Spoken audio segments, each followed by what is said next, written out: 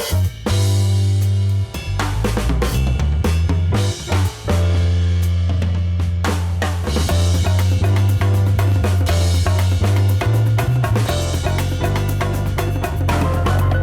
grand plaisir de vous rencontrer, comme chaque semaine, et de même pour mes partenaires, Nadia Selkan. Bonjour Gérard. Bonne semaine. Bonne semaine. Christian Boutin. En flau, comme dirait l'autre. Très très bien, c'est magnifique. On va faire une belle émission pendant 1 heure. On va débattre de l'actualité, de sujets de société. Et puis on va commencer par... C'est notre empreinte génétique, c'est notre code. C'est une émission sérieuse, donc on doit vous parler absolument de cette pandémie, Et cette fois-ci, je passe la parole solennellement à notre scientifique, Nadia. Oui. Nickel. Pour qu'elle nous parle, évoque les sujets. Je crois qu'on commence par lequel sujet sur le Covid Alors, mais quelque chose de totalement inédit. Oui, Disons-le, c'est complètement inédit. On va parler du pass sanitaire. Ah oui. C'était juste une blague. En fait, dans l'arsenal sur cette pandémie, les choses se construisent. Et finalement, on arrive à ce pass sanitaire, l'idée étant, puisque le virus circule par les personnes, d'arriver à identifier les potentiels, les possibles clusters. Donc, on est en 2021. Clusters, c'est les regroupements Les foyers. Les foyers. Les foyers, pour ne pas utiliser l'anglicisme.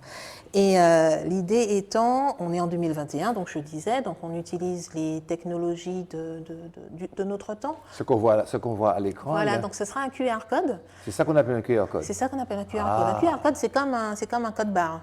Ouais. Sauf que, voilà. Et donc, ça veut dire quoi, cuillère? J'ai su, mais j'ai oublié, parce que ça fait longtemps que ça existe. Et en fait, ça renvoie, c'est sur une application, et et ça permet d'identifier les personnes qui sont passées, si les personnes sont... Réponse, quand même, non? Je sais pas, moi. Enfin. Mais tu pourrais avoir un QR code, par exemple, pour ta carte de visite. Concentrez-vous, je sais que ça pourra aller, c'est l'histoire. Non, mais c'est intéressant de savoir, même pour les téléspectateurs. Oui, on pourrait, sans savoir, donc il vaut mieux, effectivement. Le QR code, en fait, c'est une image. C'est une image électronique qui renvoie derrière, c'est géré par une application, et ça renvoie finalement à un référentiel donc on sait, le pass, pour revenir au pass, parce que c'est en fait ça le nœud, c'est que au lieu d'avoir un passeport que l'on scanne, sur le QR code va bien dire qui tu es, que toi tu es bien à jour pas de tes cotisations, mais de tes vaccins, et on sait où tu es passé, sachant que on sait où tu es passé sans données croisées, sans croiser les données. Quand je dis croiser les données, c'est qu'il n'y a pas, c'est aussi ça le risque et la crainte de beaucoup de personnes, c'est qu'on se perde en termes de liberté de circulation. Le gouvernement n'a peut-être pas besoin de savoir que j'étais sur le bateau de un tel, puisque c'est peut-être pas le bateau, mais en tout cas à tel concert où il y avait, etc. Les restaurants. Et donc les restaurants, les lieux publics comme les musées, ça va beaucoup être utilisé a priori, je dis cet été, donc pendant les vacances, j'ai dit cet été parce que c'est dans l'Hexagone qu'il y a les grands festivals. Ça va être beaucoup utilisé de façon à identifier les grands rassemblements où il y aura donc plus de 1000 personnes. Parce qu'on a envie de passer de bonnes vacances et on a envie que cette épidémie recule, en vrai. Alors là, tu nous as parlé du pass sanitaire. Alors, oui. et le reste des dispositifs, tu peux nous en parler un petit peu ou Le reste des dispositifs, ça demeure toujours. Il y a toujours les dépistages. Si c'est ce à quoi tu faisais allusion, oui, il y a toujours les dépistages qui se multiplient. Le cahier de rappel numérique, tu peux nous expliquer ce que c'est? Alors, le cahier de rappel numérique, ça va avec le pass sanitaire. Ouais. Donc, le pass sanitaire, sachant qu'il fonctionne aussi bien de façon électronique que de façon papier. Parce qu'il faut... Pour les gens qui n'ont pas de oui, puis tout le monde... Oui, ça doit exister, mais effectivement. Ah oui, et puis tout le monde n'est pas forcément à l'aise avec ces choses-là. Donc le cahier dont tu parlais, c'est aussi pour les espaces qui reçoivent du public, donc les restaurants, les musées, j'ai parlé, enfin tous ceux qui reçoivent Et comment ça va fonctionner? Je crois que ça passe également par ce QR code. Les établissements ont un QR code, et quand on arrive, on se met devant le QR code, et ça signifie qu'on met une sorte de signature. Voilà, on dit qu'on était là. On dit qu'on était là. Présence, quoi. Voilà. De façon à, en cas de détection de foyer, on puisse identifier, on puisse dire, OK, il y a telle personne, il y a un risque de propagation à tel endroit. Mais il me semble que les établissements recevant du public aussi doivent identifier, à travers des registres, C'est le pendant. D'un côté, il y a la partie mobile du QR code et du pass sanitaire, et ça s'accompagne, ça va avec le cahier numérique pour les établissements. Mais c'est à partir de certain nombre de personnes que l'on reçoit, tous les établissements devront avoir ce QR code et ce cahier de rappel numérique. Oui.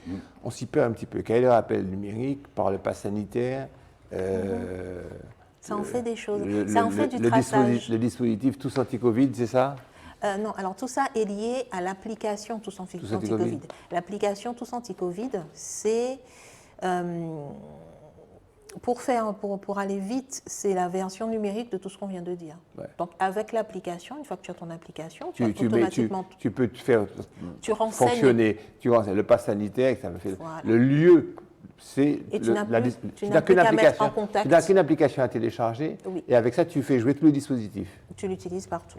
C'est quand même une simplification. C'est une simplification dans la complication. C'est une simplification, mais qui interpelle encore une fois sur notre liberté, les libertés individuelles. Mais avant d'arriver à ce stade-là, c'est évident qu'à la longue, ça va nous...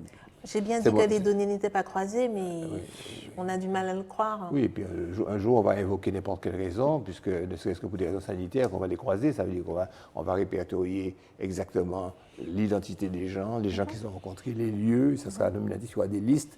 Il y aura quelqu'un quelque part qui, pour une raison... Tu as dit le vilain mot, liste. Oui, de chez l'air. Et il y aura des gens qui ont une liste pour savoir qu'on est allé à tel endroit, à telle heure. De notre côté, on peut se demander... quel dispositif prendre pour pouvoir garantir une sortie maîtrisée de cette pandémie? Mais en fait, c'est ça l'enjeu. Voilà, c'est ça l'enjeu. Donc, le système parfait n'existe pas. Okay. Quel dispositif, quels outils, à mon avis, il faut pour assurer, c'est comme un peu le CSA qui gère un petit peu l'éthique pour l'audiovisuel, pour la télévision et la radio, la SACEM et autres organismes qui gèrent les droits d'auteur. Quel dispositif de sages, de gens qui réellement auront assez d'autorité et d'indépendance par rapport au gouvernement pour en permanence... quel observatoire qui va veiller aux libertés publiques. Et l'assurance qu'effectivement, dans la nomination des membres, dans le fonctionnement, dans l'autonomie financière. J'ai envie de dire qu'il faut aller par étapes. Aujourd'hui, il y a, semble-t-il, une baisse significative au niveau de la pandémie dans certaines régions. Bien, alors, comment on sera dans 3 mois? Est-ce que les vacances qui viennent, est-ce que les dispositifs sécuritaires qui sont mis en place vont permettre de contrôler, de maîtriser? Et si on arrive en fin septembre à des résultats probants, intéressants, je crois qu'on pourra passer à un autre stade de réflexion. C'est la vaccination. Mais c'est ça, c'est aussi la vaccination. C'est aussi la vaccination. C'est aussi la vaccination. Mais c'est intéressant ce que tu dis, Christian, parce que le pass sanitaire, la France fait partie des pays les derniers à mettre ça en place. Ça a été accepté, approuvé par l'Assemblée nationale, le projet, sachant que dans d'autres pays européens, et notamment l'Angleterre, que je ne dise pas de bêtises... Pays de Galles et Angleterre. C'est un dispositif qui est déjà en cours. Absolument. Qui est déjà en cours, en sachant que les 2 pays cités, ce sont des pays qui, eux, ont moins de réticence quant au vaccin. À propos du cahier de rappel numérique, sur une fiche que j'ai, je vois qu'en Angleterre et au Pays de Galles, des alertes ont été envoyées après des signalements dans 315 établissements et plus de 100 millions de QR codes sont scannés chaque semaine. Donc ça peut fonctionner. Donc ça doit nécessairement donner des résultats. C'est ça. Nécessairement donner des résultats. Rien d'autre à ajouter? D'autres questions? Mais en fait, on est... Non, mais la question principale, tu l'as déjà abordée, c'est la fracture numérique, quoi. Il y a 2 catégories de citoyens, un peu comme au début pour l'informatique, où ça demeure encore. Là, ça va être la fracture digitale, la fracture, je ne sais pas moi, sanitaire. Des gens qui seront totalement au fait des dispositifs qui vont les faire fonctionner, qui seront peut-être protégés. En fait, quand on regarde comment les gens, le nombre de personnes, tout le monde a un smartphone. Pratiquement. Oui, c'est clair. Mais on peut l'avoir et ne pas le faire fonctionner. Voilà, et ne pas savoir l'utiliser. Et en fait, c'est plutôt cette disparité que je ne la vois pas dans la possession de l'objet, mais dans l'usage. Je la vois dans l'usage, dans la capacité de... Peut-être faut-il mettre en place des dispositifs de politique publique avec les mairies de pour pouvoir pédagogie pour encadrer ceux qui ne peuvent pas. Ça sera indispensable. Je pense, Sinon, voilà. sinon, tout ça ne va pas fonctionner, ça va rester insuffisant. Exactement. Ça sera simplement un côté à sous jambe de bois, ça ne va pas être une façon radicale de régler ces Il faut problèmes. une innovation, hein, si vous voulez, dans les process, quoi, pour pouvoir faire en sorte que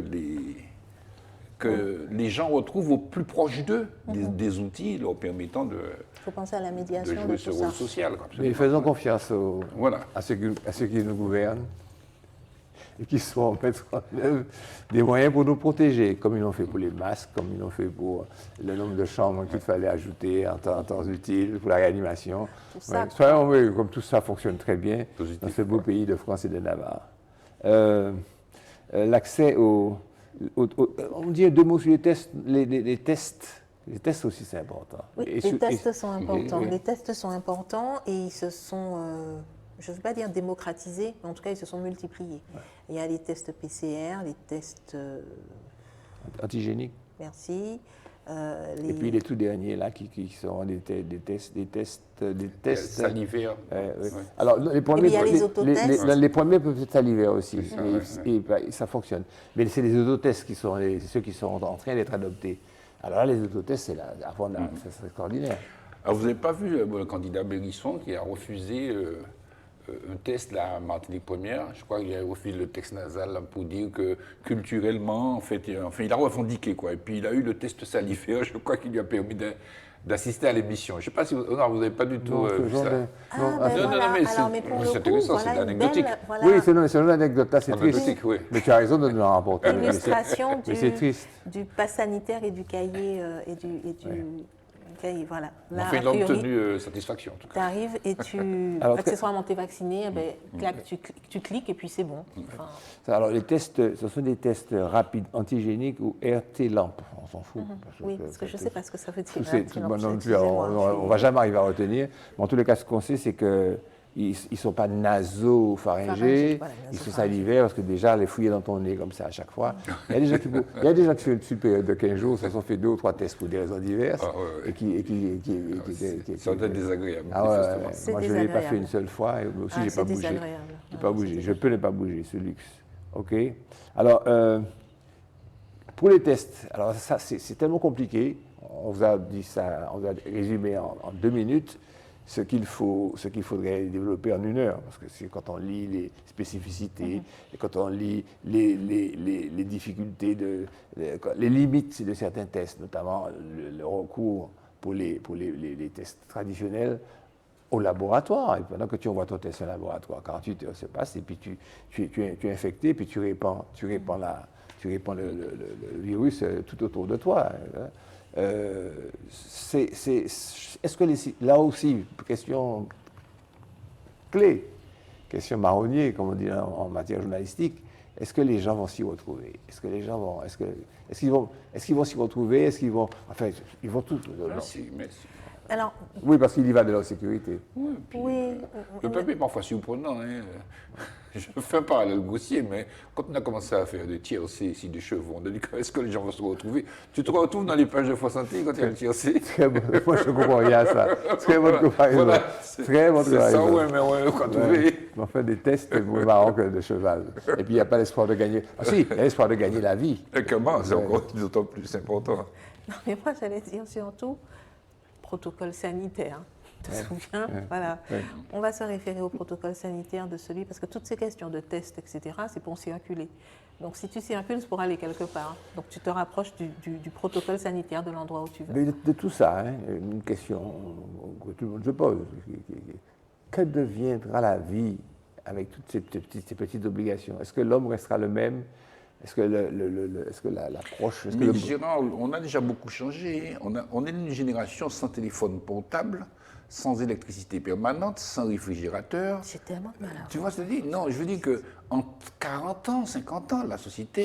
C'est vrai que on n'est pas les mêmes hommes des années 60. Le préservatif. Le préservatif, tout à fait. La rapport, pilule. Oui, non, mais oui. Tu comprends? Ça n'existait pas, on connaissait pas ça. Quand dit moi, Christian Lay, t'es 6 heures, dit il faut te faire mes cailloux, parce que c'est là mauvais esprit qui a passé, etc. Tu vois? Et on a connu les premiers frigidaires, on ne les ouvrait pas le soir. Voilà, c'est ça. Donc, Christian, on a entendu dire ça, mais on n'a pas vécu ça. Moi, j'ai vécu ça. Non, êtes trop jeune. Mélanie Bassa, Christian. J'ai vécu ça. Trahissez. Vous êtes. Christian, on est à l'antenne, les gens vont voir. Ils vont computer voir que nous avons chacun 110 ans. Entre 1960 et 2021, il y a une accélération terrible. La vie a changé à une accélération terrible de tout. Donc, il est clair que cette situation post-pandémie va influer sur un nouveau changement de vie. Ouais. Je pense, il est clair que aussi que les problèmes d'écologie, le réchauffement climatique, doit générer de nouveaux comportements. Ouais. Il est clair aussi que la médiatisation, la multimédiatisation dont nous faisons l'objet aujourd'hui, dont les enfants font l'objet, va générer des civilisations qu'on n'imagine pas. Ouais. Voilà. C'est juste de répondre à ta question. Ouais. Forcément, c'est le monde aussi, là, les mutations pratiques, techniques, technologiques et humaines. Oui, mais quand je dis à mes enfants que j'ai connu des véhicules automobiles qui n'avaient pas de plastique, d'abord, quelle partie? Le tableau de bord était en bois ou en métal. Bien sûr. Les coussins étaient en cuir, c'était pas du simili-cuir. Les tapis étaient en libre naturel, en laine ou en fibre de chez. C'était des automobiles fonctionnels. Ouais. Il n'y avait pas d'artifice, il n'y avait pas de. Tu vois. Non, mais il pouvait y avoir du luxe, mais effectivement, il n'y avait pas de gadgets, parce que ça n'existait pas. Ouais. Il n'y avait pas d'écran de télé, il n'y avait pas d'écran de recul et tout. Il n'y a pas de climatiseur à l'intérieur. Quand on dit aux enfants, vous savez qu'on est passé brusquement d'une année à l'autre où le plastique est arrivé, le plastique sanitaire, les gourdes, les bouteilles, les boîtes et tout. L'année d'avant, ça n'existait pas, et l'année d'après, le marché a été tout doucement envahi. Il y avait des boîtes en métal, il y avait du verre, il n'y avait pas de plastique. Mais quand tu parles de réchauffement climatique, on revient complètement à ça. Hein. Oui, c'est la conséquence.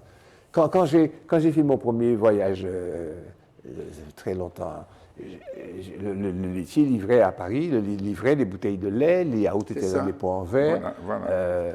C'était un monde. C'était un autre monde. Mais pour le coup, moi j'ai envie de vous demander, pour revenir à Covid, c'est pas que ça me passionne, mais quelqu'un vous aborde, vous réagissez comme avant. Quelqu'un sans masque vient et te fait la bise. Ça, tu n'as pas un recul. Déjà, je ne fais pas de bise. On ne fait plus de bise. On fait plus de bise. Ça, c'est aussi un changement fondamental. Oui, mais tu peux avoir même en famille, si ça peut arriver. En famille. Donc, je peux comprendre sa question. En famille, tu as quelqu'un qui avait l'habitude de t'embrasser et qui vient et puis qui bon. Mais moi, j'ai opté d'abord pour me faire vacciner, puis j'ai opté pour embrasser la personne. Et puis, s'il m'en mord de baiser donné à ma belle-mère ou que j'aime, que j'adore, ou à mon beau-père, etc., c'est une belle mort. C'est ça. Point mort. Mais la réalité, c'est qu'aujourd'hui, on ne fait pas beaucoup la bise. Avant de te cacher nos camarades, tu es camarade, ça s'exclut, mais tu as de le faire. Voilà un changement. Alors, est-ce qu'il sera définitif? Est-ce que... Tu vois, voilà un changement significatif. À mon avis, on ne s'embrasse pratiquement plus. Il y a de grandes chances qu'au Covid-19, c'est ça? Et le 21, le 22, le 23, tout ça. Accessoirement, c'est un coronavirus comme la grippe, et il mute. Et il mute. Mes amis, allons espérer mettre toute notre énergie positive pour que ça disparaisse et qu'on essaie de revivre. Bon, je suis rassuré. Alors maintenant, vous avez vu qu'on va vacciner les enfants de 12 à 18 ans. Tu as vu ça? Vous avez vu ça? Ça y est, c'est acquis, hein? Même Pfizer, seulement Pfizer. Pourquoi Pfizer? Parce que c'est Pfizer qui serait compatible. Enfin, ils font de grandes études. Nous sommes gérés par c'est-à-dire que c'est celui qui, dès le début et jusqu'à présent, qui a montré la plus grande sécurité, peut-être. Voilà, d'efficacité et de sécurité. Donc, malgré tout ce qu'on a dit sur sa fabrication, le fait qu'il soit ARN messager, le fait qu'ils doivent être conservés de façon impossible, qui nécessite une technologie vraiment avancée, malgré tout, il reste celui qui serait, n'est-ce pas, le moins pire. On va dire que le patron de Pfizer a donné plus de bakchich, il a fait plus de lobbying et que c'est pour ça. Il ne faut pas dire ça. C'est ce que diront les complotistes. On tombe dans la théorie du complot. Ouais. Bon, passons à notre deuxième mamelle de notre émission, ce sont les élections. Mais toujours pas partir dans les grands débats, sur les grands programmes, les petites listes, quoi. Après, les petites listes. Il y a d'abord celle de notre ami qu'on voit en photo, rappelle-moi son nom. Daniel Robin. Il n'est pas tête de liste. Il n'est pas tête de liste, hein, voilà, non, non, c'est elle qui est tête de liste. Oui. Mme Bellé, c'est ça? Oui. Ouais. Quel est son prénom? Béatrice. Béatrice Bellé. On peut dire ce qu'on veut, elle est belle. Et puis là, Oui, et puis elle parle tonique, hein, elle a eu des bons commentaires aussi. suivant les photos, là, Ralph Monplaisir, je ne sais pas ce qu'il lui a pris, comme une envie de... Hein, et là, ici, Guy Ferdinand. Original. Heureusement qu'on ne montre pas le bas, parce que sinon on aurait vu ça. Son short. C'est short, ouais. Et bon, alors voyons un petit peu de plus près ces petites listes, parce qu'il faut quand même parler d'elles. Je suis surpris d'abord de la liste de Ralph Monplaisir, qui en fait est composée essentiellement des membres de son conseil municipal. Hein? Oui, c'est vrai, mais heureusement que la consultation est divisée en sections qui correspondent aux circonscriptions législatives, sinon il aurait fait les 54 Au moins, son personnes. conseil municipal le suit, lui. Oui. Il y a d'autres communes où il y a deux par là, oui, c'est partagé. C'est partagé ou bien c'est orienté. Méfions-nous des combinations et des politiques. Ouais. Et où, enfin, en tous les cas, j'ai repris des propos tenus par principalement l'une de ses adjointes. Quel est son nom? Alors non, l'homme c'était Cédric Luté-7 et la femme, bon, son nom reviendra. Où elle explique que leur programme a consisté à écouter la population, à suivre les gens et à faire une synthèse de ce que les gens, ce à quoi ils aspirent et ce qu'ils veulent. Bon, tu souris. Peut-être qu'elle n'a pas tout dit. Tu souris. Bon, alors. Mais c'est une méthode, peut-être aussi. Première chose, donc, on a vu l'aspect conseil municipal et on a vu maintenant l'aspect, effectivement, faire remonter ce que la population veut. Tu me dis que c'est une façon d'être sûr de ne pas se tromper, mais là, la projection sur l'avenir, la vision globale, marcher un pas en avant du peuple, les lignes pour le précéder, être visionnaire et tout. Tu n'es pas visionnaire quand tu es dans la population. Je voudrais que Ralph sache ça. Oui, mais Gérard, tu sais que le truc des politiques, c'est de dire répondre à l'attente des gens. C'est vrai que nous disons qu'il faut être visionnaire aussi. Bon, mais voilà. Et aujourd'hui, il faut trouver le juste milieu entre comment répondre à l'attente des gens. Ouais, mais ça te donne, oui, d'accord, mais ça te donne. Excuse-moi. Ça te donne que, bon, quand on fait l'inventaire de quand elle fait son inventaire, ben, c'est l'eau, c'est l'octroi de mer. Ouais, tout le monde pense la même chose. Alors, où est l'originalité? Pourquoi faire une liste pour patauger dans la banalité? J'adore Ralph, c'est un bon copain. Bon, alors pourquoi elle a fait ça? Et puis, il y a une chose qui me surprend, puis on ne va pas rester trop longtemps là-dessus, je voulais vous laisser parler plus longtemps de la culture. Pourquoi Ralph a fait cette liste en proclamant haut et fort que son premier acte fort, ça va être d'emprunter, comme dans une entreprise, pour relancer, pour rebooster l'économie, ce qui est d'ailleurs également le leitmotiv de son frère Yann. Pourquoi donc imprime-t-il au coin de sa campagne une fidélité ou une amitié ou un respect à Marie-Jeanne? Pourquoi une fidélité à Marie? C'était fidélité, mais il se présente quand même contre lui. C'est peut-être tactique, hein? Oui. Bon, alors, ça donne ça. C'est ça. Oui, ok. Donc il laisse déjà pressentir qu'il sait qu'il n'aura pas, qu'il va orienter ses voies. Ce qui est un petit peu peut-être marrant, enfin, chez Monplaisir, c'est on le sent un homme d'innovation, de prise de risque, de volonté de mobiliser des moyens et d'investir. Et un peu paradoxalement, il dit qu'il soutiendra celui à qui on nous reproche de ne pas être audacieux. C'est ce que je te dis. Enfin, donc, dans son discours, on voit une projection qui contrecarrie une prise de position qu'il a eue antérieurement. Mais c'est ce que je te dis. Ambigu. C'est ce que je te dis. Il est fidèle à un homme qui est économe, qui a les mains fermées sur sa cassette, alors que lui dit très fort dans comment il c'est ce qui est bizarre. Il y a plein de contradictions. Oui. Cette petite liste qui est une liste municipale. Je fais la synthèse et puis on passe à autre chose. Vraiment, là, je ne comprends pas. Je comprends pas. Moi, j'aimerais dire que, alors, c'est vrai qu'il y a 14 candidats, ça fait énormément. Alors, j'ai vu des débats, Martinique Première, de 7 candidats, c'est très compliqué. Et la plupart des gens ont dit qu'ils ont dormi, c'était pas évident parce que. Non, oui, bon, je ne vais pas rentrer dans des détails d'analyse, Mais autant qu'on se réjouit qu'il y a une vitalité quand même. Il y a une vitalité politique dans ce pays, même s'il y a un éparpillement qui est dommageable. Mais il y a beaucoup de choses qui se disent, quoi. Il y a beaucoup de volonté, il y a beaucoup d'ambition, si tu veux. Et de ce côté, je trouve ça assez intéressant. Voilà. Maintenant, quelle synthèse il y aura? Que sera le paysage au deuxième tour? Quelle alliance il y aura? Quelle recomposition? C'est toute l'interrogation. Moi, je suis pas... Je suis perplexe. Je ne peux pas être optimiste. Mais je comprends. Je ne vais pas voir dans ça du dynamisme. Quand tu t'agites comme ça au moment des élections, eh ben, agite-toi entre des élections, quoi. Agite-toi dans ton association, dans ton club sportif, agite-toi au conseil de classe, agite-toi dans la vie sociale, agite-toi, sois citoyen, agite-toi dans un ramassage d'ordures, les sports médicaux qui viennent ici, aller nettoyer les plages pour nous, agite-toi dans la musique, dans l'art. Non, ça s'agite en politique, Gérard. Oui, mais en politique, t'agiter pour pendant un mois, avoir ton nom qui figure. Le point de vue d'une... Non, mais attends, c'est l'émission jusqu'à preuve du contraire. Je ne peux pas avoir de la je suis perplexe. Je suis ni optimiste, je dis pas, je ne les juge pas. Mais je n'ai pas encore de réponse à ta question. Je voulais bien préciser ça. Je n'ai pas de réponse à ce phénomène de sociologie politique qui est cette foultitude de listes. C'est clair. Il ne faut pas être pressé comme ça en matière sociologique. Tu disais? J'avais juste une observation que moi je me suis faite sur le profil. Tu vois, il y a effectivement beaucoup de listes. Il me semble qu'on n'en a que 2 de plus que la Guadeloupe, hein, ceci dit. Ah, c'est vrai, je sais quand il y en a 4, mais ils sont 12. Ils sont si nombreux. C'est une tendance, en tout cas. Oui, mais ça s'explique par la suppression de... Enfin, c'est plutôt le profil des têtes de liste.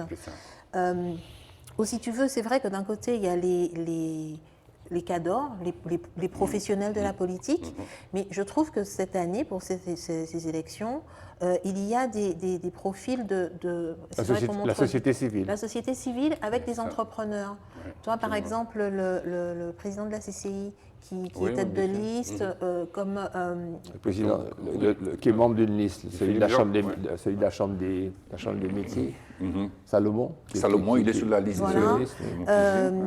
Je disais Ferdinand et... Absolument. Voilà, c'est peut-être aussi la société civile. Tu as Gabriel Jean-Marie c'est un syndicat, Bérisson aussi. Et puis c'est là également. Voilà, donc si tu veux, tu as la société civile et puis tu as aussi le monde économique, mais de façon plus opérationnelle, des entrepreneurs qui y vont aussi. Ou le monde syndical. Voilà, enfin le monde de l'entreprise pour aller vite. Et j'ai trouvé ça intéressant, comment ces personnes du terrain ne se retrouvent pas, s'ils se présentent, c'est qu'ils ne se retrouvent pas dans les autres. Même si les professionnels de la politique sont divisés pour l'instant. C'est pour ça que le deuxième tour est intéressant. Voir comment ça Quel écrémage va se faire. La Martinique avant se définit comme une liste citoyenne, c'est la liste de Ferdinand, comme une liste citoyenne composée de personnes qui n'ont aucun mandat électif. Et il ajoute, ce sont des femmes et des hommes qui vivent en Martinique, ils travaillent tous les jours, insiste Guy Ferdinand, mais tous les autres aussi, mon cher Guy. Bon, ils vivent en Martinique et ils travaillent. Bon, ben alors, là, je suis méchant. L'un des restaurateurs dit l'article les plus populaires de l'île. Bonne pub. Bonne pub. Il est ambassadeur de la Martinique, Avec ses colistiers, il s'est dit qu'eux aussi ont des propositions dans le cadre des élections territoriales. Et puis, citation, je réfléchis après. Il parle de sa façon d'agir sur terre. Je réfléchis après. 3 points. Ma femme s'en désole la première. Mais quand je fais des choses, je les fais par instinct. Je me suis senti prêt à partager mon expérience. Guy Ferdinand. Pas de mandat électif, société civile, instinct, ma femme. Et chef d'entreprise aussi. Ouais. Voilà, Initiateur de pas mal de choses. Homme de terrain. Voilà. Et en fait, moi, j'avoue, j'ai du plaisir à l'écouter. Est-ce qu'il dit des choses opérationnelles? Oui, tout à fait. Et puis, évidemment, on va toujours regretter qu'il y ait autant d'éparpillement de candidats, mais bon, en réalité, c'est aussi une démocratie, quoi. Non, mais je ne sais pas si la politique, c'est un spectacle, je ne sais pas. Ce qui concerne... je ne sais pas si la politique, pour un petit pays qui a autant de plaies à penser, autant de problèmes à régler, et qui est le seul lieu de La pouvoir. politique, c'est quand même de la communication. Oui, mais c'est pas du spectacle. Le seul lieu de pouvoir à peu près, parce que si on regarde le budget qui est par rapport à tout ce que la France dépense ici et tout, les pouvoirs exactement, le champ de compétences de la collectivité, on peut dire qu'on a quand même la possibilité d'avoir des habilitations. On peut dire que c'est un lieu de pouvoir. Je trouve que c'est ce côté un petit peu carnaval avant de s'emparer de cet outil. Je trouve, moi, ça me gêne, mais je suis peut-être trop carré. Alors, mais pour le coup, globalement, je n'ai pas lu effectivement le programme de chacun des candidats, mais globalement, je trouve quand tu parles d'éparpillement, du nombre et tout, globalement, tout ça manque de hauteur, de hauteur et de Martinique tout court, quoi. Et c'est l'eau, telle chose, mais d'accord, mais je dis n'importe quoi. En 2050, la Martinique, elle sera où? C'est quoi la visée? C'est quoi stratégiquement? Je trouve que ça manque de stratégie. Il y a autant de personnes, il n'y a personne qui est au-dessus du lot pour dire, qu'il y a un discours en tout cas qui se détache des autres. Bérisson, peut-être. Non. Il faut on discute, les amis. Hein. Moi, je n'ai pas bérissionné. Mais je dis qu'il se signale quand même par des formes de pensée qui sont audacieuses et qui tranchent, non? Oui, mais c'est toujours ça dans le chapitre spectacle. Je dois reconnaître qu'il y a des programmes qui sont excessivement intéressants. Je n'allais pas m'imputer aucune étiquette politique. Le programme de M. De Chimie est un programme extraordinairement bien fait. Les méchants diront qu'il était ni en faille, d'accord. Bon, je suis désolé. Le programme de petits groupes qui s'appelle Renaissance, il y a des choses sérieuses. Le programme de Yann Monplaisir est superbement intéressant, il faut le reconnaître. Mais Catherine Concorde aussi, un beau programme. Joc aussi, enfin, ça dépend oui, le programme de Joc, ce sont des programmes, ce sont des gens qui viennent pour effectivement gérer. Le reste, tu me diras que c'est la liberté, c'est la démocratie. Mais la démocratie dans sa dimension que je n'aime pas. C'est méchant. Et puis je ne comprends pas pourquoi, parce que tu es syndicaliste, que tu es à la tête du plus gros syndicat, que tu décides que tu fais une liste. Gabriel tu as le droit, c'est la démocratie. Que lui et Selaï, c'est le même discours, anticapitaliste et tout. Pourquoi ils ne se sont pas mis ensemble? Tu comprends? Enfin, moi, je pense, hein, a priori, moi, je connais bien Marcel Selaï, c'est comme à lycée, mais pourquoi ils n'ont pas trouvé la capacité de se mettre ensemble? Tu n'as pas de capacité de médiatisation de tes idées, tu n'as pas de capacité de militantisme permanent, donc tu profites d'un coup où les projecteurs sont tournés vers toi. Mais ça fait de ridicule. Comment veux-tu que je te prenne au sérieux dans la vie après ça? Je ne le connais pas, M. Selaï. Monsieur Jean-Marie, c'est un homme que je voyais au prud'homme, que ça très pondéré. Qu'est-ce que tu viens faire dans cette galère? Tu es syndicaliste, tu restes dans ton syndicat. Non, je suis. C'est Bougani besoin. Montréal, Bougani besoin. Comment là? Mais ça, c'est pas la démocratie. C'est ça, tu parlais d'autre jour d'ego, il ne faut pas écarter cette hypothèse. On a des égos sous-dimensionnés. Je vois que nous sommes d'accord, je vais arrêter de vous titiller, de vous embêter. Nous allons passer, et pour ça, on aura besoin de magnifiques jingles, nous allons passer au problème de société. Voilà.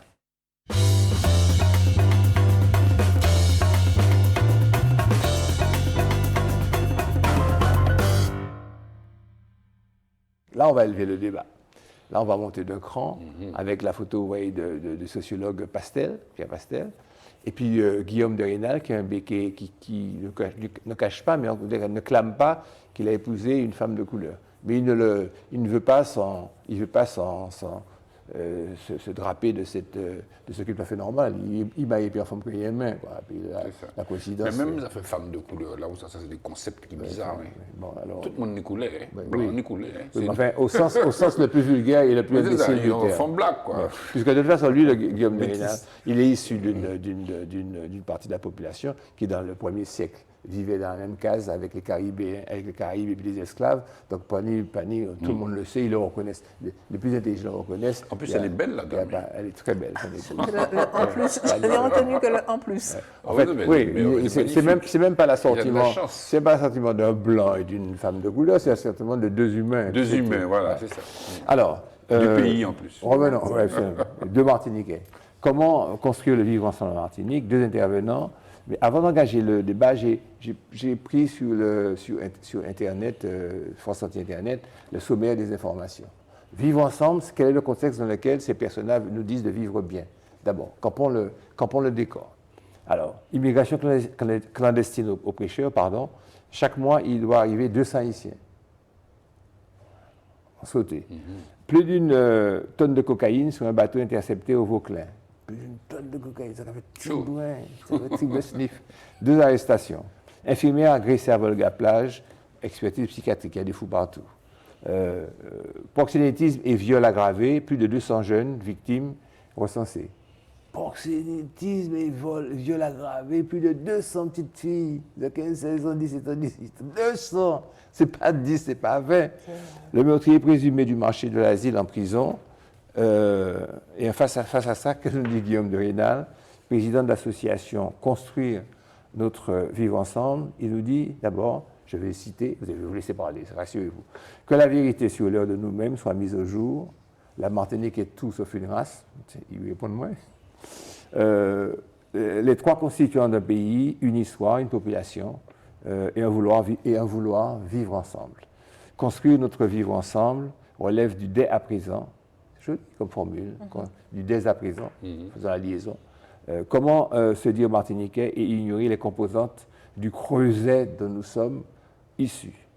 Voilà pour ce qu'il dit lui. Quelques commentaires, et on passera à Pastel après si vous voulez, ou bien je continue sur Pastel. On peut être moins long, je vous laisse. Non, je vous donne, je continue. Alors, Pierre Pastel dit, parce que tu es d'accord avec ce qu'il dit, Pierre Pastel dit, la construction du vivre ensemble passe par l'amour de soi et des autres. Pour une concorde sociétale, il faut une bienveillance universelle basée sur l'amour de soi et des autres. Ça ressemble à quelque chose, ça. Il faut de gestes mémoriels, le geste mémoriel fondamental, pour une reconstruction est indispensable à condition de trouver les bons actes qui maintiennent les valeurs à la fois symboliques, pratiques et éducationnelles. Une analyse permanente des effets de l'esclavage, que les gestes commémoratifs politiques ne constituent point des injures, des blessures, des injures aux blessures toujours sanguinolentes. Que pour certains, commémorer ne soit pas l'agression, on en a déjà parlé. Alors, il explique ce qu'est la puissance de l'amour infini, accompagnée par des actes positifs, l'amitié, l'empathie, la courtoisie, le respect, la solidarité locale et internationale, le partage égal, sans distinction de race, dans le cadre de la bienveillance universelle. Le programme est M. Pastel, il est très exigeant, il nous demande beaucoup pour accéder à ce vivre ensemble. Guillaume de Rênal, c'est un peu plus immédiat. Vos commentaires? Christian. Non, c'est toujours le paradoxe. Alors, il y a un élément que tu as nommé, bien évidemment, c'est l'éducation. Hier soir, je suis allé dans une conférence, j'ai entendu une candidate, je ne vais pas donner le nom, puisque en tout cas, même Marie-Clotilde l'a dit des sources, qui est proviseur et qui, je pense à elle quand on parle de spectacle, mais hier soir, elle a fait une démonstration extraordinaire.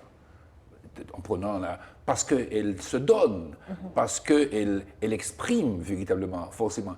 Et en réalité, c'était difficile de ne pas adhérer à cette prestation. Tu vois. Mais c'est vrai qu'elle a parlé de l'éducation. Et l'éducation, il faut remettre l'éducation, c'est peut-être facile à dire, au centre de la vie. Okay.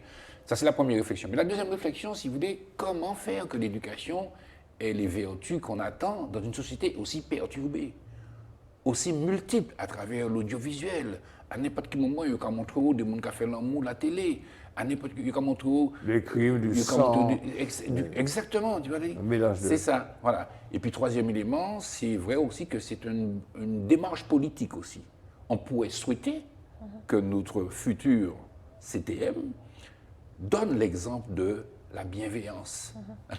Je rêve de la pondération, de l'équilibre d'une société joyeuse. Pourquoi tu dis que tu rêves? Je suis d'accord. Il faut que tu dises que 3 personnes qui consacrent leur temps à servir la société, qui est la société martiniquaise, à donner de leur âme, de leur intelligence pour aider une télévision qui se veut libre, indépendante, associative, positive, leur demande instamment de mettre cause de bien la fois. Exactement. C'est pas, on dit pas, on rêve pas. Ils sont pas là et puis on n'est pas là et puis ils font leurs affaires. Cette fois-là, il faudrait qu'il y ait une véritable insurrection civique si ces gens-là commencent à utiliser l'électricité que nous payons, le temps que nous payons, l'espace que nous nettoyons pour eux, le parking qu'ils utilisent, le mandat qu'on leur donne pour entretenir la zizanie et non pas ce que les gens les plus intelligents, et on leur dit en termes très simples, je peux copier ça et leur envoyer à chacun, je leur dis pratiquez ça, pratiquez la courtoisie, pratiquez l'amitié, pratiquez la fraternité,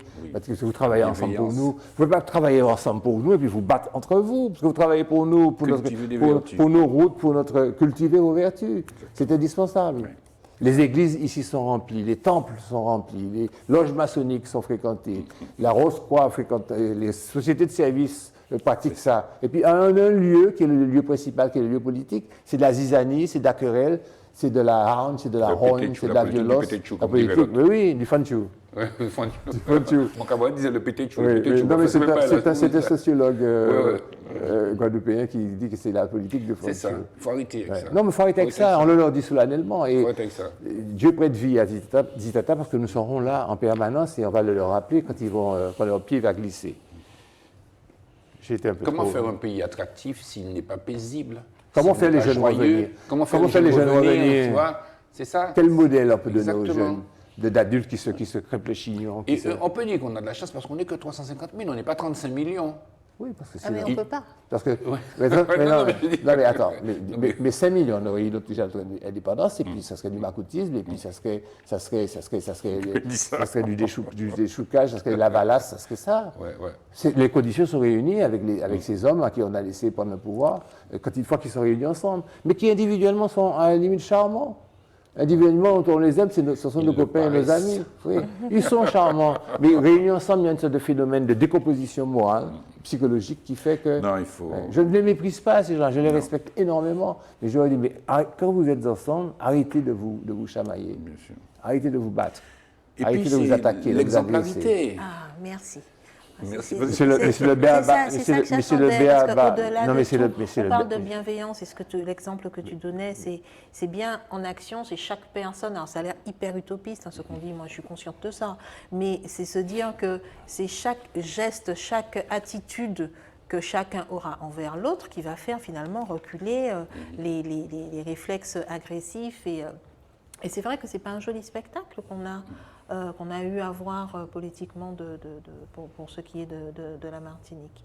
Et on peut regarder d'un regard cynique les notes aussi bien Guillaume de Rénal que j'ai oublié son prénom, Pierre sociologue, en disant oui, mais il a écrit son petit truc, il était tout seul dans son coin.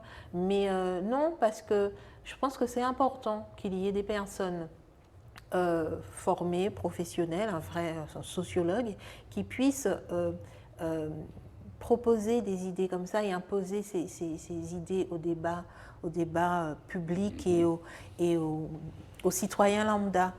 Parce que je pense que finalement, on a peut-être besoin de ça. Et se dire qu'il n'y a pas que le fight, le combat, qui soit la solution et qui soit le moyen de communiquer et d'échanger, parce que ce n'est pas constructif. On n'a pas peut-être besoin de ça, on a nécessairement besoin de ça. On n'en est peut-être pas conscient. Ouais. Et lorsque tu parlais tout à l'heure d'éducation, c'est tellement vrai qu'on oublie une chose, c'est que l'éducation, ce n'est pas qu'à l'école. C'est important. C'est pas, c'est pour ça que les communes doivent mettre en place des programmes d'éducation aussi. Des parents.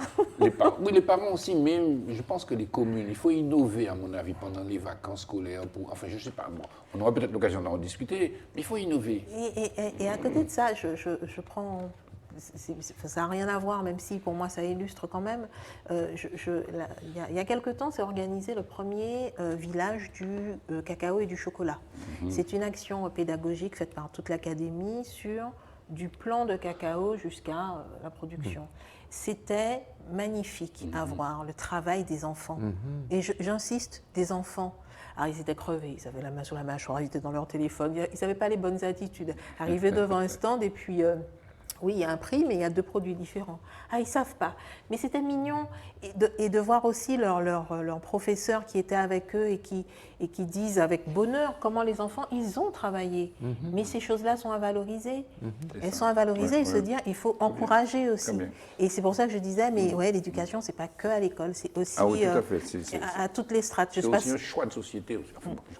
Le lycée excusez-moi si là je me mélange des pinceaux, soit de Trinité, soit du Marin. On va dire Trinité plutôt, vient d'obtenir un prix de la création, bon, c'est un nom, là également, ma mémoire en défaille, sur leur participation, je vous l'ai déjà dit, à un concours. Eux, ils ont créé un système de filtration de l'eau par osmose inversée, je crois bien. Et ils ont obtenu un premier prix et ils sont en train de chercher des sous, parce que l'éducation nationale n'a pas prévu ça, pour aller prendre leur prix à Paris. Une équipe de 14 enfants qui ont travaillé ensemble a créé ça. Mais ça, c'est au sein de l'école. C'est un peu comme je vous dis, c'est au sein de l'école. Il faut que nos enseignants sont des piliers fondamentaux. Ouais. On sait qu'ils peuvent avoir des problèmes, ils encourent les mêmes affres de cette société tourmentée, ils affrontent les mêmes embouteillages, ils ont les mêmes problèmes de taxation, de lourdeur, etc., de coût de la vie, mais on compte nécessairement sur eux, même si les élus, cette fois-ci, vont encore rater le coche. On compte, c'est un appel solennel que nous lançons aux enseignants, aux citoyens enseignants, pour leur dire, prenez le vie en main, vous avez une attitude, pendant les 30 ou 40 heures où vous êtes avec les gamins dans la semaine, de former réellement leur petite tête crépue. D'accord? Oui, et juste un truc sur le vivre ensemble, c'est bien ensemble. Donc chacun à son niveau, il ne s'agit pas de démonter l'autre parce qu'il n'a pas fait. C'est chacun, c'est l'accumulation des bonnes volontés de chacun on arrive à quelque chose. C'est pour ça que ce chapitre s'appelait Le vivre ensemble. Voilà, ensemble. Voilà. Bon, nous allons passer maintenant, on finit avec cet aspect de société, on va passer à la culture. Ça exige naturellement un break.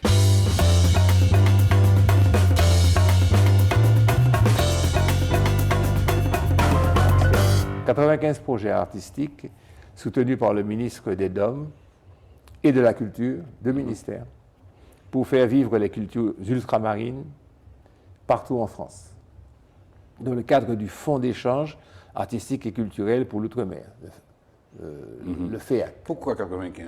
Pourquoi pas 100? Attends, particulièrement dans le domaine du spectacle vivant. Oui.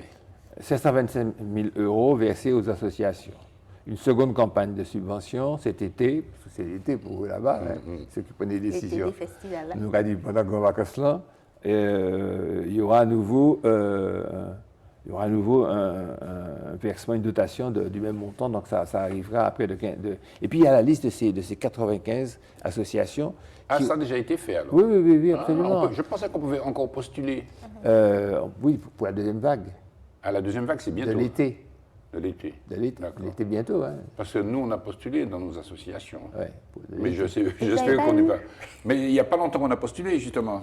Tu passeras pour la deuxième vague, parce que j'ai eu la liste entière que je tiens à ta disposition. On a postulé pour notre festival, d'ailleurs. J'ai pris deux noms, la compagnie de danse d'Ifecaco, le festival Milatsika Émergence, l'association martiniquaise Unité EL Squad, pour l'organisation du championnat Argument Hip Hop, Carib, 13 000 €, l'association réunionnaise, la Mayaz, la compagnie de danse, etc. Il y en a 95. Donc sur tout l'outre-mer. Pour le spectacle vivant. Uniquement pour le spectacle vivant. Mais écoute, ça ne peut être qu'un élément positif. J'ai envie de faire un petit clin d'œil à la chaîne Culture Box aussi aujourd'hui, qui semble afficher une diversité qu'on a longtemps réclamée, puisque vous avez connu quand même l'uniformité française et blanche. Et aujourd'hui, j'ai un peu le sentiment qu'il y a un mouvement qui se fait. Alors c'est vrai que la chaîne France O n'existe plus, mais il y a de nombreuses personnes qui ont dit qu'il y a quand même une diversité plus affichée. Peut-être que le FEAC, effectivement, à travers ses dispositifs, confirme cette tendance. Donc c'est à nous de saisir, à mon avis, ces opportunités. Est-ce que c'est bon temps, parce que ça c'est de l'essaimage, c'est 13 000 €, 10 000 €, on ne fait pas beaucoup de choses avec ça. Oui, mais c'est Gondiri. Enfin, je voyais ça moi plus dans le... c'est pas le modèle économique de ces... D'un côté, le spectacle vivant, il y a une réelle dynamique dans nos territoires. Une fois que j'ai dit ça, je n'ai pas dit grand-chose, parce que leur souci, c'est que c'est la diffusion de ce... On est 380 000 en Martinique. Ben, tu fais une chorégraphie, une fois qu'elle est passée à l'Atrium ou au Grand Carbet. Allez, tu vas peut-être faire un truc dans le sud, un truc dans le nord, et puis c'est fini. Même pas. Voilà, tu vois, j'ai été gentille, j'ai dit 4 représentations. Sur toute l'année... alors que c'est un travail qui gagne à être connu, à sortir, à se montrer et à s'exporter et finalement à être rentabilisé. Mais c'est à ça que je pensais que je disais qu'avec 15 000 euros, qu'est-ce qu'on fait? Eh bien, c'est cette partie-là qui sert. Faire sortir et faire tourner les différents spectacles ailleurs que... C'est ça. Vous savez qu'il fut un temps, on avait posé le problème au niveau de la préfecture et on nous avait dit qu'un fonds comme ça existait, mais qu'il était avant tout utilisé par les sportifs. Voilà. Ce problème-là n'est pas nouveau. Hein. Comment, effectivement, avoir une stratégie d'aide à l'exportation? C'est un peu ça. Voilà. Nos ballets, nos musiciens, nos groupes de théâtre, même notre production littéraire. Tu m'amènes à repréciser ma question. Est-ce que des dotations comme ça, le principe est très bon, le spectacle est très bon, mais quand tu donnes 15 000 euros à une association pour qu'elle puisse exporter, où est-ce qu'elle va avec ça? Oui, mais bon, tu as tout à fait raison, hein, mais en fait, ce sont des fonds qui doivent s'ajouter à d'autres, si je puis dire. Mais au fond de la CTM, la collectivité, et puis au fond peut-être du mécénat aussi, je ne sais pas, il faut trouver. Mais c'est vrai que la problématique de l'exportation, hein, vous vous rappelez, on avait créé depuis longtemps le BEC, le Bureau Export Culture, avec Don Miguel, tout ça. On avait eu l'occasion d'aller au MIDEM, dans un premier temps, et après on était allé aussi à la Barbade, ils sont allés au Danemark, ils sont allés... Ouais. Donc, on a un peu mis le pied dans l'étrier, quoi, vous voyez, pour pouvoir avoir une stratégie d'exportation. Maintenant, il faut qu'on soit véritablement accompagné par une stratégie politique aussi, et culturelle, qui vise à identifier nos potentialités et à créer les conditions. Voilà. On le fait aussi, je dirais, avec Biggie Jazz Collective. Aujourd'hui, nous sommes en train de négocier avec des festivals internationaux, nationaux et internationaux, pour pouvoir. Mais tout ça, ça se fait de façon un peu empirique. Voilà. Tu sais, dans son dernier petit parcours, là, ce dernier shot, le conseil exécutif a, m'a-t-on dit, donné la somme de 800 000 euros à une compagnie de danse. Moi, je comprends que 800 000 euros, on puisse faire quelque chose de sérieux avec ça. On peut réellement booster des voyages, on peut acheter des costumes, mais c'est beaucoup d'argent, 800 000 euros. On aurait bien aimé avoir ça. C'est beaucoup d'argent. Au bout de 18 ans de festival. Bon, à la limite, il y a une logique dans ça, il y a une cohérence dans ça. Mais essaimer des 15 000 euros de la part de l'État français, quand même, donc, tu veux dire qu'il en donne, il donne à tout le monde. Donc ça ressemble vraiment à une petite politique de véglage, c'est le mot que... Ah, tout ça là-dedans. Ouais, bon, mais ceci étant dit, c'est bien, c'est bien. Finissons par une note optimiste, d'accord? Bon, toujours dans la culture, on t'a fait pas... C'est probablement aussi à nous de tirer des conclusions de ça et puis de faire des propositions concrètes aussi. Rien ne nous empêche d'écrire au ministère de la Culture, au ministère des Outre-mer, au Premier ministre ou à la DAC. Centraliser et proposer. Mais pour ça, il faudrait que, par exemple, tous les organisateurs de festivals se réunissent ici et décident d'une politique commune. Il faut vivre ensemble. Peut-être qu'on aura un nouvel interlocuteur dans la culture qui nous permettra de faire pays, d'être un vrai pays. Quoi. Exactement. OK. Madame Tselka, voulez-vous nous parler du Festival de Cannes? On transporte la Martinique à Cannes. À Cannes, pendant lequel se déroule le plus gros marché du film. Cannes, 74e édition. 74e. Avec un président Spike Lee. C'est un grand honneur. C'est la première fois qu'un noir américain, enfin qu'un noir tout court, est président d'un festival. En plus, le plus grand festival. Les dates. Du 6 au 17 juillet. Yes. C'est toujours 10 jours, mais cette fois-ci, c'est pendant l'été. Et donc sur la Croisette... On a les vacances. J'aime bien l'été, toi. Penses-tu? Ah non, mais où elle ira, ça sera l'été. Où elle ira, ça sera l'été. Oui. Non, mais c'est surtout cette année, c'est vraiment une année... c'est une année inédite. Toutes les années sont inédites, c'est une année vraiment particulière. C'est une année de festival français. Oui. Non, parce que... Alors, comment te dire? Il y a vraiment... Ils ont décalé d'une semaine l'annonce de la sélection. Ils ont vraiment décalé une semaine parce qu'il y a vraiment eu beaucoup de films à voir. Il ne faut pas oublier qu'ils ont fait une sélection l'année dernière, en 2020. J'ai eu quand même une liste, des films en compétition, des films hors compétition. Voilà, mais tu remarqueras que la liste, elle est dopée par rapport aux autres années. Oui. Là, cette année, déjà en compétition, on est à plus de 20 films, on doit être à 24 films. Plus que ça, beaucoup plus que ça. En compétition. Ensuite, oui. on a un certain regard, c'est encore une vingtaine de films. Il y a une nouvelle section qui s'appelle Cannes Première, c'est une bonne dizaine de films, plus les sélections de minuit, plus les hors compétition, etc. Exact. On est à un volume de films vraiment phénoménal. C'est ça. Et qui fait nécessairement... Alors, cette année, elle fait pas la part belle au cinéma français, un peu moins, il y a un peu moins d'Américains, effectivement, en compétition. moins d'italien. Mais tu vois, enfin, là pour le coup, moi je retiens le russe qui est interdit de sortie de son territoire, qui est Sebréni, non je vais dire des bêtises, donc je dis rien. Asghar Farhadi, l'Iranien qui est présent. Donc si tu veux, tu as tous ces réalisateurs qui sont présents. Il n'y a que 4 femmes qui sont en compétition. Et ce sera nécessairement un beau festival. Et plus que tu sais, le côté, bon, il y a des Français, oui, il y a surtout les Oscars. 61 films français. Ça, c'est générique à tout, mais il n'y a que 7 films en compétition. Il n'y a que 7 films français en compétition, dont le film d'ouverture qui est le retour de Léo Scarax. Dans 61 films de la sélection officielle, ils ne sont pas tous en compétition. Non, non, ils sont sélectionnés. Pour être montrés, simplement. Oui. Donc c'est une vitrine à ce moment-là. Complètement. Les Cannes, c'est une vitrine. Ça veut dire que tu as le label Cannes, tu as la petite palme qui dit que tu es sélectionné. Et Cannes première, la nouvelle section, la nouvelle sélection, pardon. Alors, c'est une nouvelle sélection. Ça sert à quoi? C'est quoi, oui? C'est une nouvelle sélection. J'ai envie de dire, j'attends de voir ce qu'il y a dedans pour dire ce que c'est. Tu as la compétition, la compétition pour la palme. C'est quelque chose de vraiment formel avec la montée des marches. C'est vraiment les réalisateurs. C'est la priorité. Tu as une deuxième compétition qui est Un certain regard. C'est Un certain regard sur le cinéma, qui est beaucoup plus accessible, même si je ne suis pas en train de dire que c'est une compétition au rabais, hein, c'est pas ça. Et si tu veux, Cannes Première, ça va être encore une nouvelle ouverture sur le festival. C'est tous les films, j'ai envie de dire, qui ne sont pas entrés en compétition parce qu'en compétition, ils ont privilégié peut-être des films au message plus politique. On peut se dire ça aussi. Et c'est vraiment, il ne faut pas oublier que Cannes, j'ai commencé en disant que c'était le plus grand marché du film, c'est vraiment une vitrine. Alors quelle différence qu'il y a avec maintenant la sélection hors compétition? Alors tu es hors compétition mais tu es sélectionné. Ouais. Donc ce sont des films en avant-première qui sont montrés à un public donné. Il ne faut pas oublier, c'est le truc de Maniac, où tu lis les visas d'exploitation des films. Chaque film a un visa d'exploitation.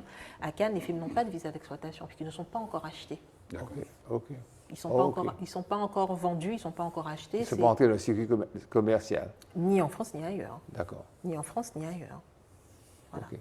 Alors, on se résume. Alors, il y a donc les films en compétition.